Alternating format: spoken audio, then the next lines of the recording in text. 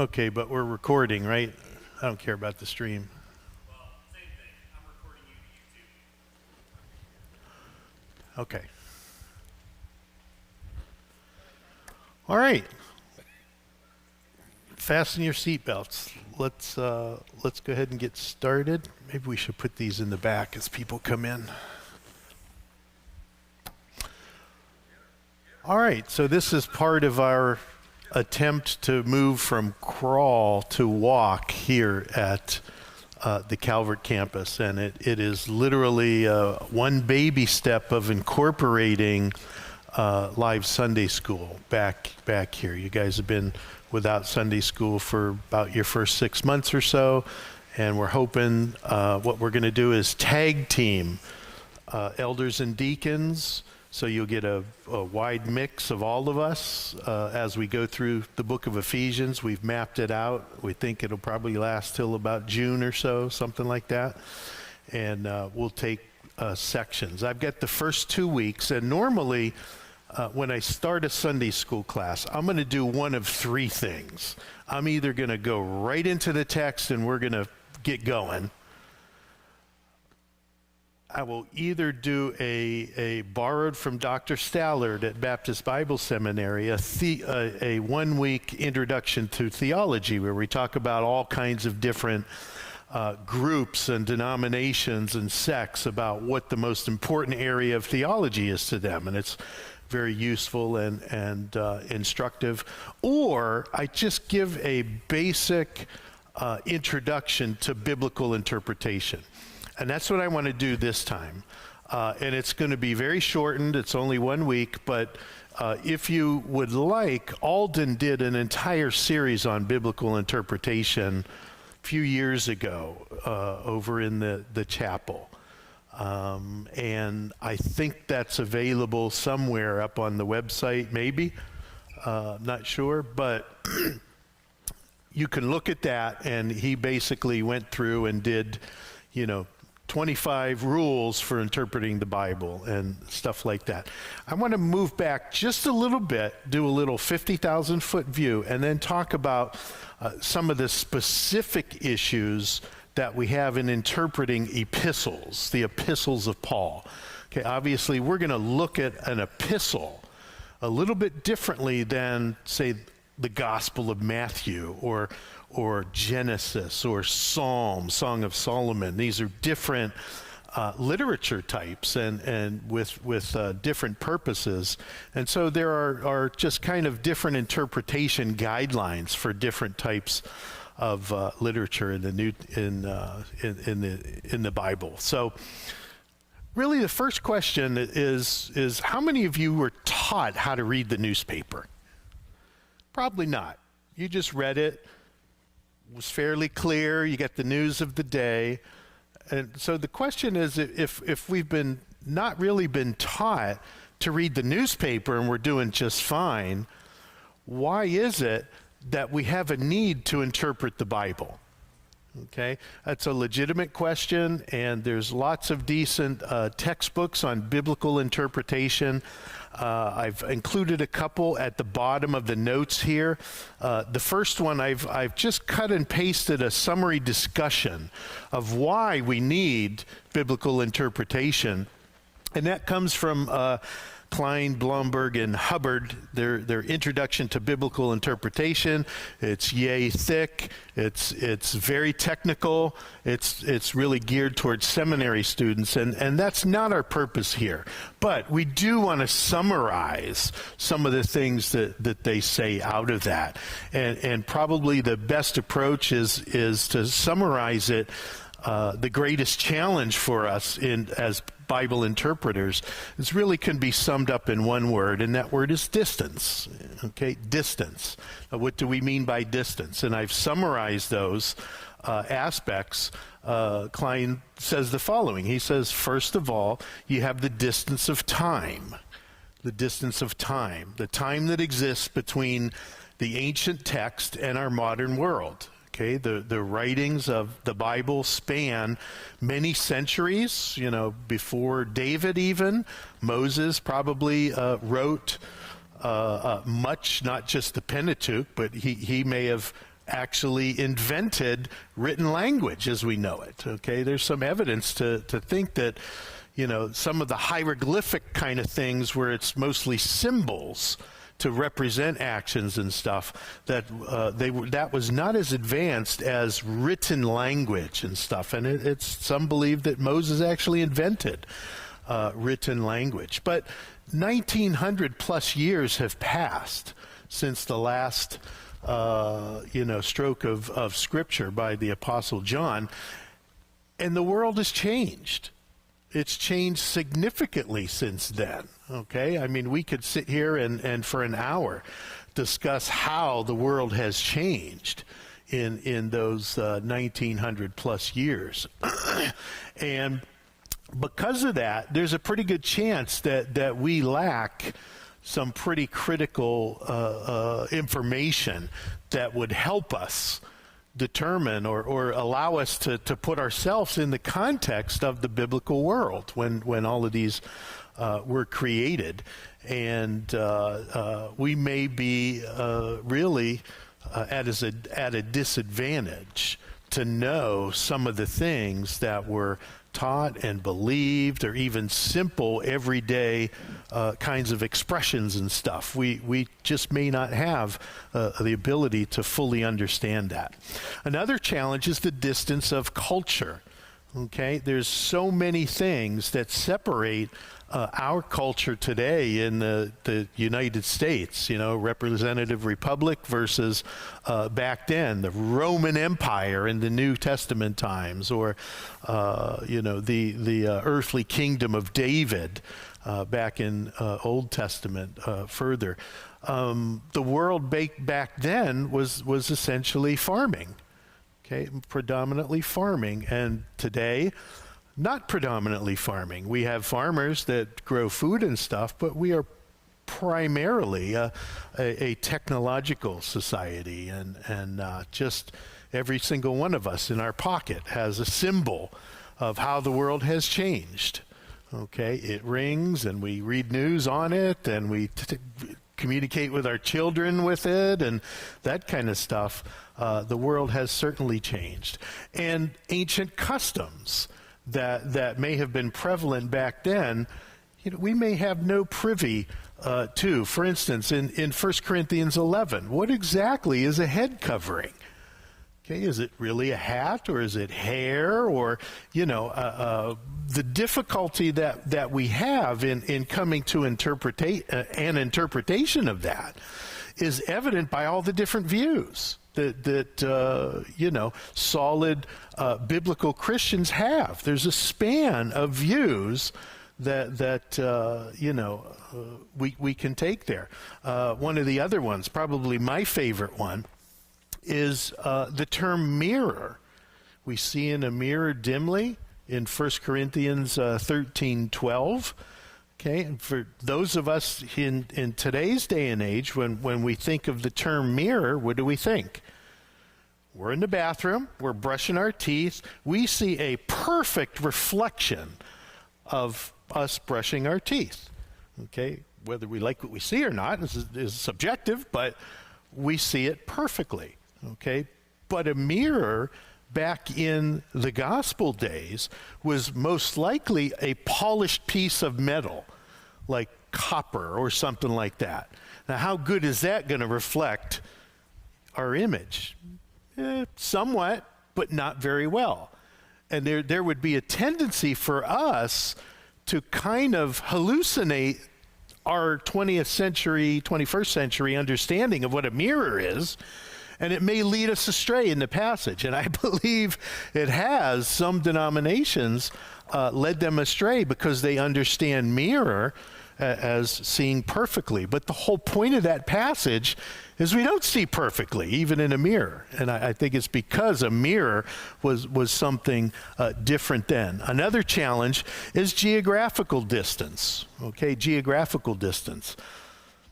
We don't live anywhere close to where the events of the scriptures took place in Jerusalem and those parts of the world, even in Europe during the missionary tours that Paul took. But we could go see them today but almost none of them are in the same shape as when those Bible events actually happened.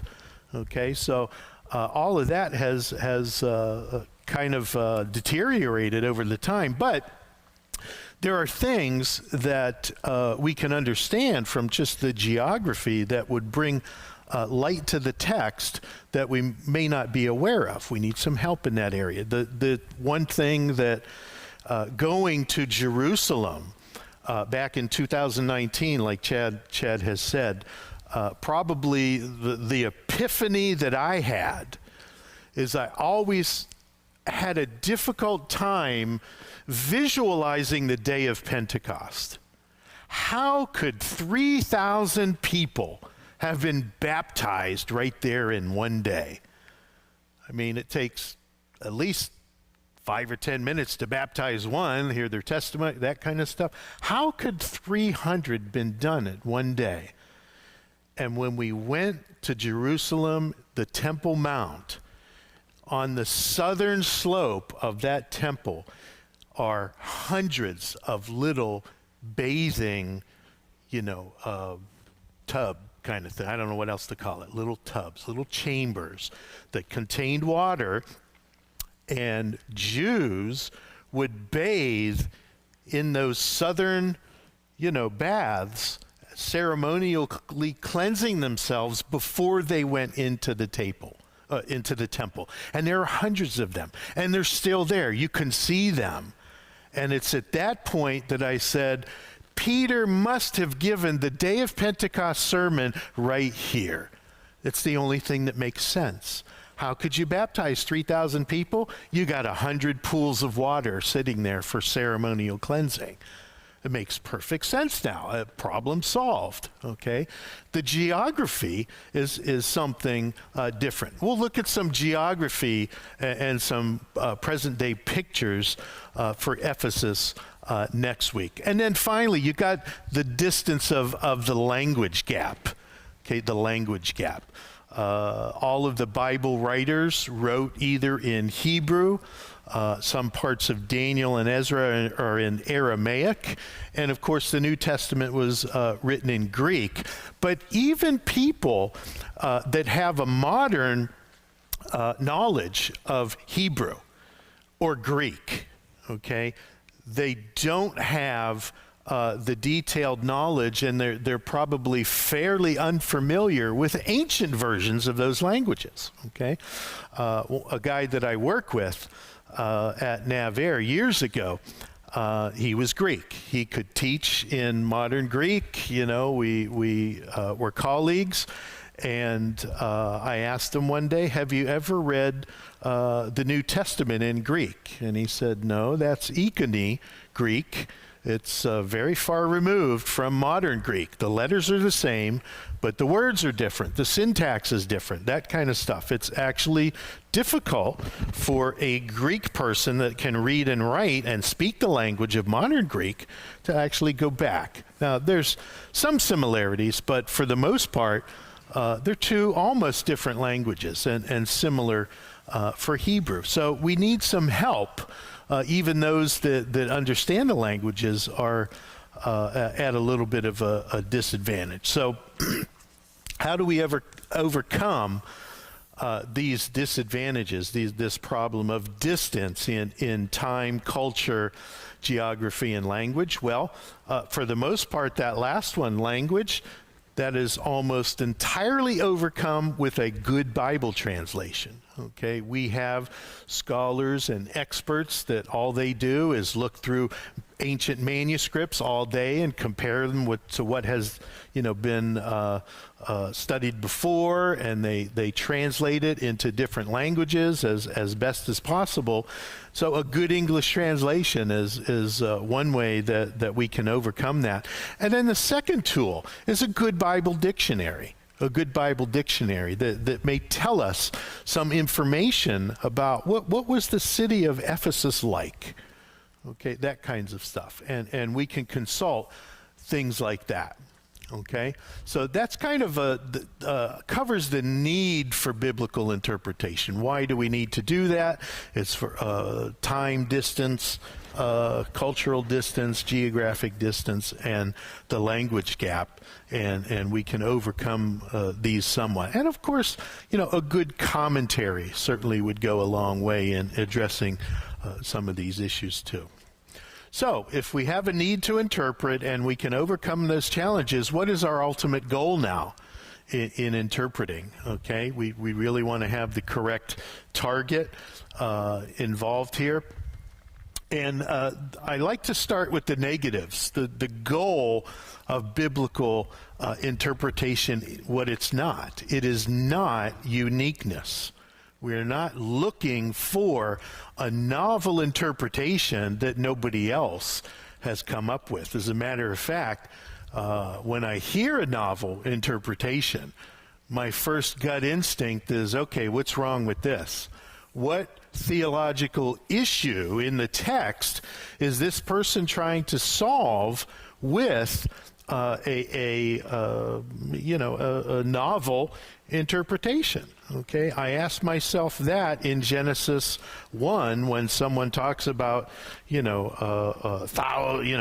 of years is supported by the text and stuff, and I scratch my head, and what theological issue are they trying to solve in Genesis 1 here when it says God created the heavens and the earth and evening and morning, and there's just so many things you just can't dismiss and say, oh, it was all poetry and stuff. What theological problem are they trying to solve in the text? And it usually comes down, they're not trying to solve a theological problem in the text. They're trying to harmonize it with modern science or something like that, okay? So it is not uniqueness that we're shooting for. Gordon Fee has a great quote here. He said, interpretation that aims at or thrives on uniqueness can usually be attributed to pride, an attempt to out-clever the rest of the world, okay, a false understanding of spirituality, which this was probably one of the more important things he says in this book, whereas the Bible is full of deep truths waiting to be mined by the spiritually sensitive person with special insight, okay, or vested interest, the need to support a theological bias. Unique interpretations are usually wrong, okay, that's certainly true, but this is not to say the correct understanding of a text may not often seem unique to someone who hears it for the first time. Okay, that's certainly true. We make room for that. But to say that uniqueness is not the aim of our task. Okay, so at this point, I just want to highlight one book here, and this is a book by Gordon Fee and Douglas Stewart, and it's called How to Read the Bible for All It's Worth. Okay, it's a very concise little paperback book. It's an easier rendering of the topic of basic Bible interpretation. It is not as technical as some of the other ones, but I think that this is the best book on basic Bible interpretation by far. By far, it's easy to read, and the interesting thing is Gordon Fee is a Pentecostal. He's a Pentecostal scholar, okay, which is, we at TBC may view those two things shouldn't go together, but he teaches at Regent Seminary, or he used to. I don't even know if he's still alive, but despite the fact that he's a Pentecostal and he would interpret and view Scripture different than us in several places in the New Testament, this is probably still the finest book on basic Bible interpretation, so I highly recommend it. So, okay, ultimate goal of biblical interpretation is simple. We want to come to the correct meaning of the text, the correct meaning of the text. And the most important ingredient that we have in doing that is just basic common sense. Basic common sense. Because if we're looking for a good interpretation, what makes good sense of the text is usually the correct interpretation. Okay, the one that doesn't create more problems than it solves, okay? Next slide. Well, if common sense is the most important aspect, doesn't it mean we just read it like it was a newspaper? Okay, and you know, the interpretive, we were never taught to read a newspaper, so shouldn't we just read the Bible and take it at face value? Well, in a sense, yes, but there are two issues with that. One is we are all interpreters before we even start on the text. We all have preconceptions about things that are going into the text. And I remember teaching a Sunday school class, and you know, my intent was to do a New Testament teaching on alcohol or wine, you know, that kind of stuff. And long story short, some of the words that are used are different in the Greek text. Oinos, clearly fermented wine. You know, glucose, perhaps just grape juice, unfermented, you know, sometimes not. Well, the question is, did Jesus drink oinos for the Last Supper? Okay, and the text says oinos. Okay, and it was difficult for Jews to prevent fermentation because they lived in a desert, but they could do it. So that was the question. Did he use fermented, you know, wine and that kind of stuff? And, you know, I had my, you know, all my Greek stuff out, you know, in both barrels ready to go. And sure enough, it was the sweetest old lady that raised her hand and said, well, Jesus would have never used fermented alcohol to represent his blood in the communion service. That's a total presupposition, right? That's nowhere in the text, but, you know, I put my, you know, theological shotgun down. How do you let that go against the sweetest woman in the whole church, okay? So you don't, but there's an example of there's a preconception. She was already an interpreter of that passage and brought her understanding, okay, of the Lord's table, the representation of the wine or the juice. She brought that to the text as a presupposition and stuff. So we are all interpreters. So we need to understand that we bring all of our life experiences to the text. We don't want to read into the text our own experiences. We have to be careful with that and be we can admit that we have presuppositions. We all do. We do.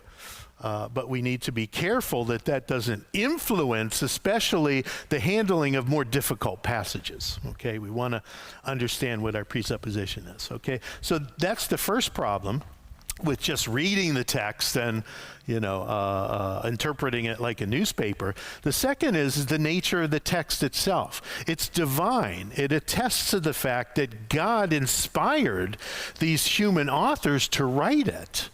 And in such a way, on the one hand, he didn't completely suppress their human personalities in the writing, their gifts in creating written language and, you know, documents and stuff. He didn't obviously wipe out Paul's theological knowledge or Luke's ability in Greek grammar. Okay, God used that as part of the text, but also in Acts, in Peter, he says that the Holy Spirit actually moved these writers along like a ship in the ocean without any steering mechanism. The wind drove it along, sent it exactly where it wanted. So on the one hand, we have a human author on the text that, you know, has his own writing style and stuff, but the attestation at the same time, the document has been inspired by the Holy Spirit, and everything that human writer put down on paper was exactly what God wanted him to. Okay, that is our definition of verbal inspiration. Okay, so the main point here is to fully understand our goal is to understand what the human author is intending to say, because what Paul means to say in his epistles is exactly what God wanted him to say. So as we are going through, the epistles, we are looking for Paul's meaning, his intended meaning, because that is the same as God's meaning in our divine scriptures, okay? So ordinarily, we would go through, Bible interpretation for all the different genre. Okay, genre, fancy name for literature type. Obviously, we would read the Song of Solomon, very different than the Gospel of Luke. Okay, the Song of Solomon, we have lots of poetic language. My love's teeth are like sheep's wool. Okay, we're not sure how to take that. Does that mean white or what? It's good. Is that good or bad? Poetic type language. Okay, whereas, Luke would say, he called forth Lazarus, come out, and he came out. The narrative section tells us what happened. So now, how many of you in the past year have written a letter to somebody? 2 people. Okay? Why did you write the letter to the person? To let them know what's going on in your life, or what status on grandkids, or whatever the case may be. You had a specific purpose for writing the letter, okay? And everything you wrote in there had a purpose. Okay, all the different things that you listed, that kind of stuff. The point is, there was an occasion for your letter. You wanted to communicate something concrete, and the New Testament epistles are the same way. Okay, we say that they are primarily occasional documents. Okay, they arose out of a specific need, of a specific purpose. In the early church, they were intended for a particular audience, but that audience is in the first century. Okay, he wrote an epistle to the church at Ephesus, to the church of Corinth and Galatians and Colossians. And for each one of those, there was a particular purpose why he wrote that letter. It wasn't just, hey, how you guys doing? And, I'm in jail and, that kind of stuff. Though some of that stuff he does include in there. But he would have a specific purpose here.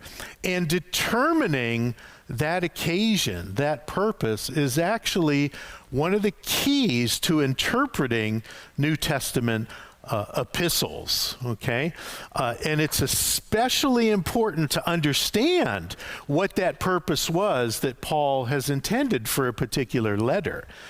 Because if you discover what that occasion was, then not only is that going to unlock the general theology and practical commands that he gives, but it's going to help with the more difficult portions of that epistle. And that Paul, when he writes, some of the things he wrote are hard. Peter says that. Some of the things Paul wrote are hard to understand. Okay, they're not as straightforward as reading it. But if you understand the occasion, the main purpose of his letter, then unwrapping some of those more difficult portions of the text, okay, you can eliminate some interpretations because it doesn't have to do with the occasion of the letter. So it's important to determine that, and sometimes it's very easy to determine Paul's purpose in one of his epistles. Take, for example, Galatians. Almost immediately, you understand what the purpose of Galatians is. Why did Paul write Galatians?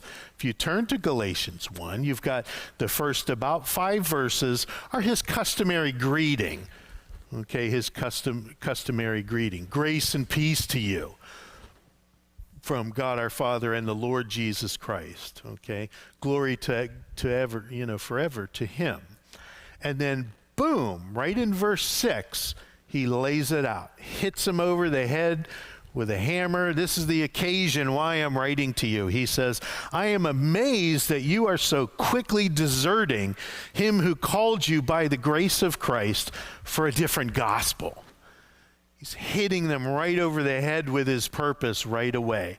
And apparently, someone got into that local church and started spreading some false teaching that was contrary to the gospel. Okay, and this is the occasion for what he wrote. Okay, and oftentimes, along with that occasion, eventually Paul will lay out a set of commands that relate to that occasion. And he does so, I think, in Galatians 5:1, right, the get-go.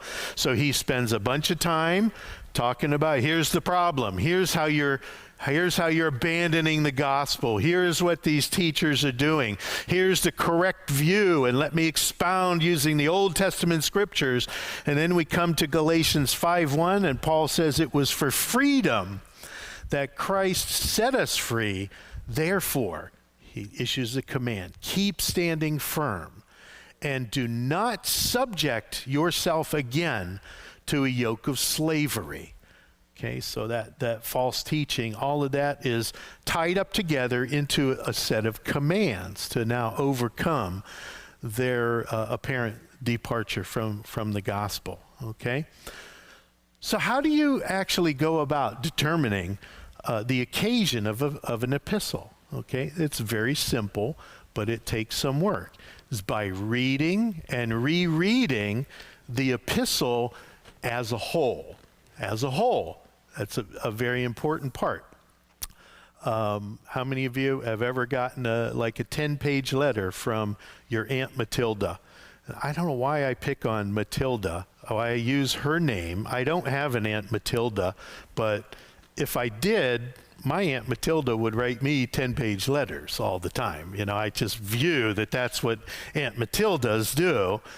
Apologies if any of you have Matildas, whether mothers or whatever in your line, but I'm using it. How many of you, when you get a 10-page letter from Aunt Matilda, read the first page and then go make some lunch, put it down, make some lunch, okay? Or read the first, 2-3 pages,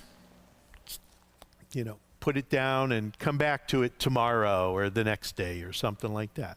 No, you're going to want to sit down with your cup of tea in a comfortable place, and you're going to sit there and you're going to read that whole letter through in one sitting so you fully understand what's going on in Aunt Matilda's life and what she's saying and what, you understand her purpose for writing you the 10-page letter. So, reading it as a whole in one sitting is very important for trying to determine the occasion of one of Paul's epistles, okay? Same way as Aunt Matilda's letter. Reading and rereading the epistle in one sitting straight through from beginning to end. Now, Ephesians is a fairly short epistle, 6 chapters, probably take half hour to an hour. No matter how fast or slow you read, you can read it through in a short period of time. And you'll get the bigger picture, finally, of what Paul is trying to say. And you can start to look for in the text, here's my main purpose in this first reading, is to see if I can, see the occasion for the letter. Is it going to jump out at me like Galatians or so? Ephesians is a little more difficult, but nonetheless, you can certainly see what the occasion was. So I think Galatians is trivial. Ephesians is not very hard. But at times, there are some epistles that are a little bit harder. For instance, Romans. Okay, not really, sent to a particular, group of individuals, kind of a general church.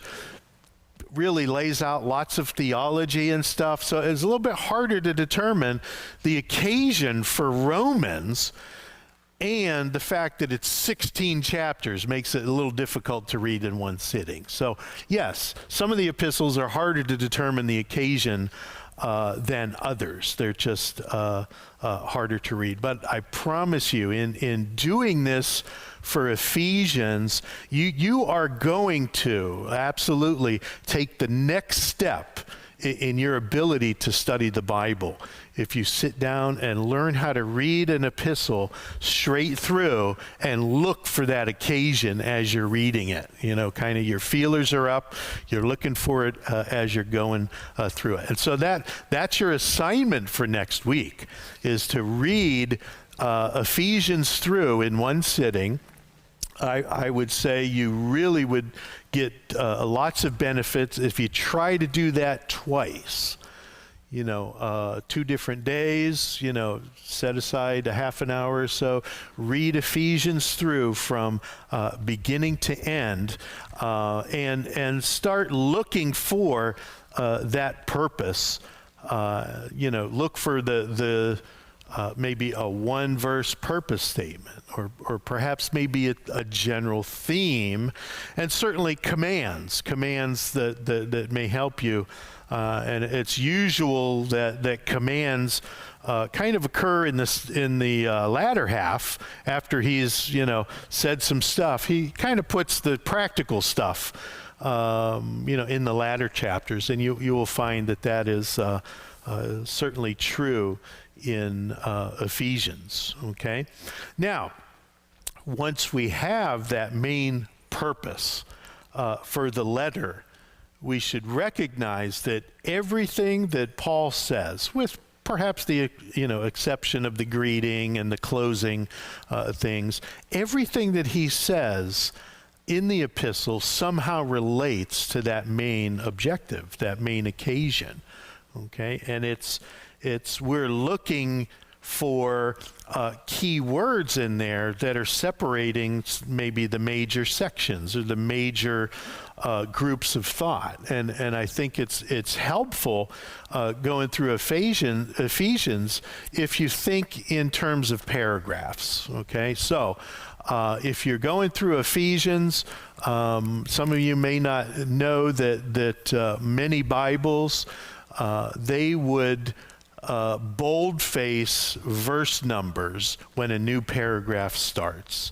So if you look at Ephesians, you'll see 1 and 2 kind of stand alone. But then verse 3 starts with a boldface number 3, and that goes all the way from 3 down through 14. And there's a reason for that. That's all one paragraph. Okay, in our English version, but more importantly, that's actually one long continuous Greek sentence, okay, in the Koine Greek. One sentence in there. And then in verse 15 starts another paragraph. So how all these things kind of relate to each other, as you're reading through, you may read and reread a particular paragraph and say, okay, what's Paul's point in this paragraph? What does it have to do with the main occasion for the letter? Okay, so you're looking for words like therefore. What is therefore? Usually, I'm trying to draw a conclusion based on a bunch of stuff that I said. I said all this kind of stuff. Therefore, sometimes he might issue a command. Therefore, go do this. Or therefore, start thinking this, that kind of stuff. For, but, so then, lots of different transition words like that. Those tend to be, markers in the text that are linking ideas that Paul's trying to string together, all to support his main objective or occasion. Okay. So I promise you that if you read Ephesians in this manner a couple of times this week, I guarantee you will take your next step into Bible interpretation and becoming better at doing it and interpreting the Bible. We'll look at the occasion for Ephesians next week. But next week, we'll do our official introduction to Ephesians. It'll be the who, what, where, when, why. Okay, who wrote it? Where did he write it? When did he write it? Who did he write it to? Which is very interesting textually and manuscript-wise. And there'll be some, I've got some slides that I'm going to paste in that show some ruins in Ephesus. And what was the city like? What was its, why was Ephesus predominant?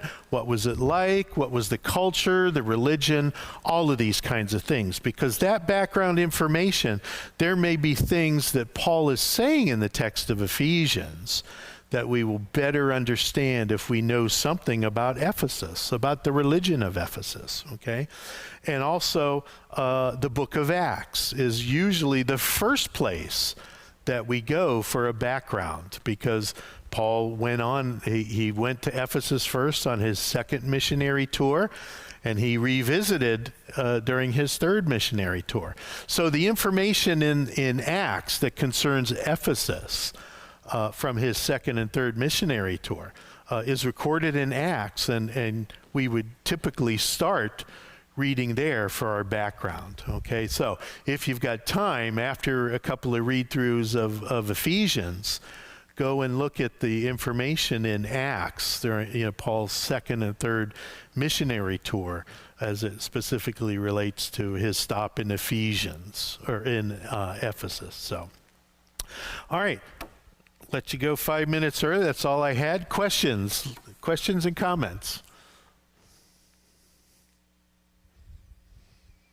All right, I'll get one more week and then probably won't do hardly any after that. But so we'll do as comprehensive of a introduction to Ephesians as I can squeeze in. And it'll probably be 4 pages next week, but lots of pictures and stuff from ruins, today's Ephesus and stuff like that. So questions, comments, snide remarks are good too. Yeah.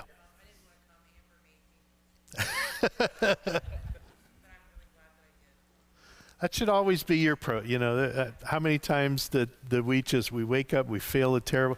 I really don't want to go to church. Of course, if I'm teaching, I don't have that choice. But there are many choices. I got nothing today. I don't feel good. I don't want to go. And I always, if I get up, go, I find that, I'm glad, a good decision, Yeah, yeah. Well, I like to really keep on time, especially 12 noon. So I'm usually I'll cut it short if I have to and say, hey, that's why I put it in the notes. Go read it for yourself. So, all right. Any other comments? Class dismissed. Mm-hmm. For the sake of all those children in nursery that want to go home and hamburger and burger and a nap, right?